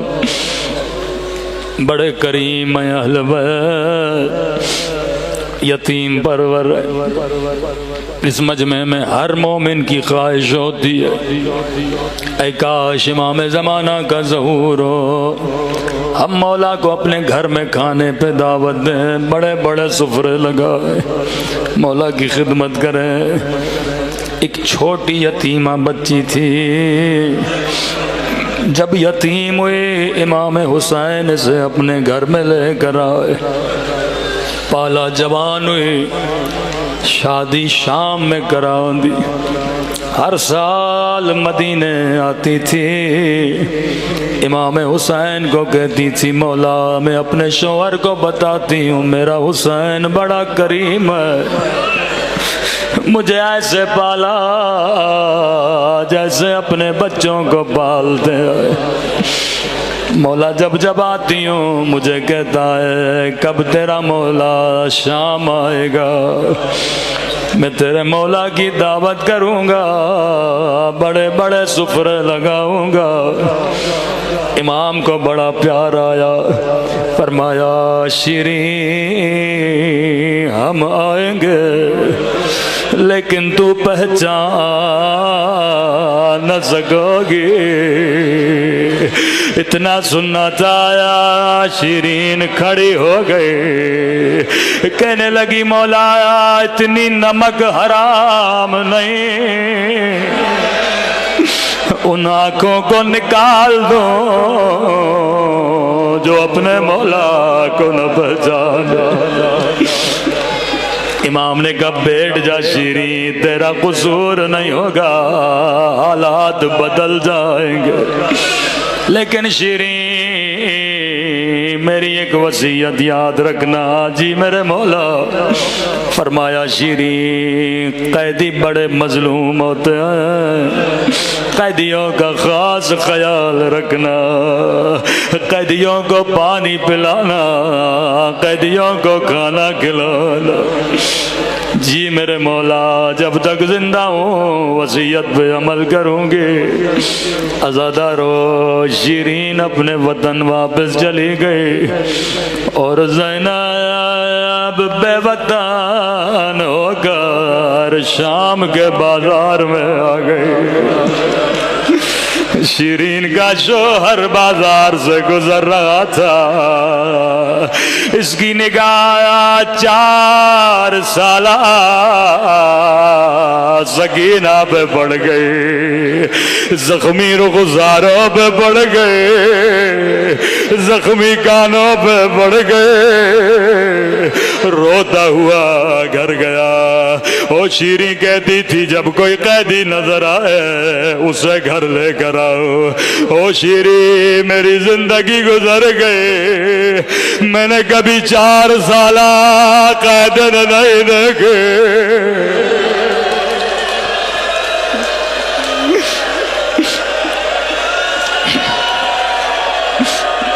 شیریں نے کہا جلدی کرو، قیدیوں کو گھر لاؤ، میرے مولا کی وصیت ہے۔ تصور کر کے رونا، قیامت کی گھڑیاں تھی، بی بیاں شیرین کے گھر میں داخل ہوئی۔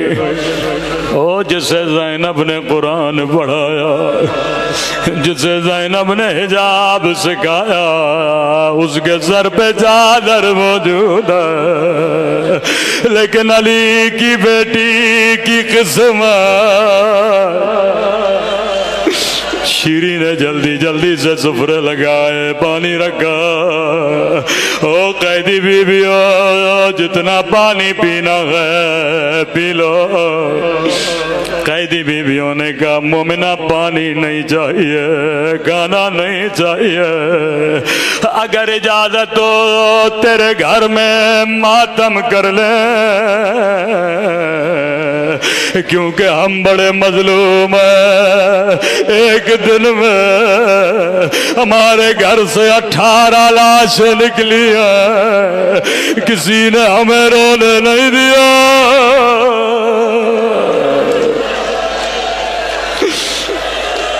شیریں نے کہا قیدی بیویوں میں کیوں روکوں گی، جتنا رونا ہے رو لو۔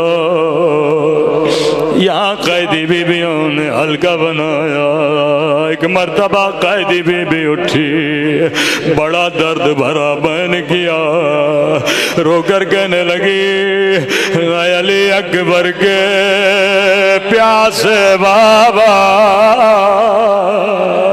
اے علی اکبر کے غریب بابا۔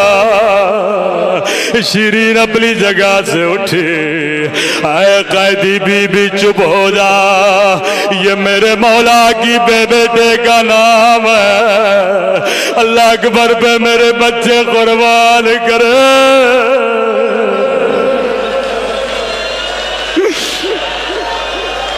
قیدی بیویاں چپ ہو گئی۔ شیریں تیرا گھر اجازت نہیں تو ماتم نہیں کریں گے۔ نہیں قیدی بیویوں دل دکھانا نہیں چاہتی، لیکن یہ نام نہ لو، میرا کلیجہ باہر آتا ہے۔ کیا تیرے مقتول کی کوئی بیٹی نہیں ہے؟ اس کا نام لے کے گریہ کرو۔ پھر سے کوئی قیدی بیوی اٹھی، بڑا درد بھرا بہن کیا، اے سکینہ کے پیاسے بابا، اے سکینہ کے غریب الوطن بابا۔ شیریں نے کہا قیدی بی بی چپ ہو جا، یہ بھی میرے مولا کی بیٹی کا نام ہے، اللہ میرے مولا کے بچوں کی خیر کرے۔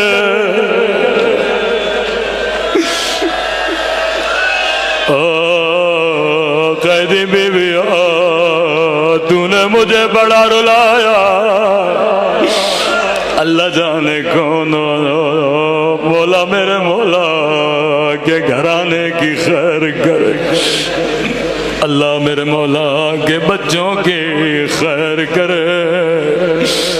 او قیدی بیویوں یہ تو مدینے والوں کے نام ہے۔ کہتی ہے قیدی بیویوں آخری مہلت دیتی ہوں، اگر تیرے مقتول کی کوئی بہن اس کا نام لے کے بہن کرو۔ راوی کہتا ہے بہن کا نام آنا تھا، سناٹا چھا گیا، ساری بیویاں خاموش، اٹھے تو کون اٹھے۔ ایک مرتبہ آیا خود زینب اٹھی، بڑا درد بھرا بہن کیا، اے اجڑی ہوئی زینب کے پیاسے بھیا، اے اجڑی ہوئی زینب کے غریب بھیا، اتنا سننا تھا شیریں دوڑے دوڑے بی بی زینب کے قدموں میں گرے، ہاتھوں کو جوڑا، آئے قیدی بی بی تو کون ہے، تیرا میرے حسین کے ساتھ کیا رشتہ ہے؟ زینب نے سر اٹھایا، کہا شیریں نہیں پہچانا، انا زینب بنت علی، ارے میں ہی زینب، او شیریں میں اجڑ گئے، تیرے مولا نے وعدہ پورا کیا، او شیریں تیرے مہمان آ گئے لیکن تو نے نہیں پہچانا۔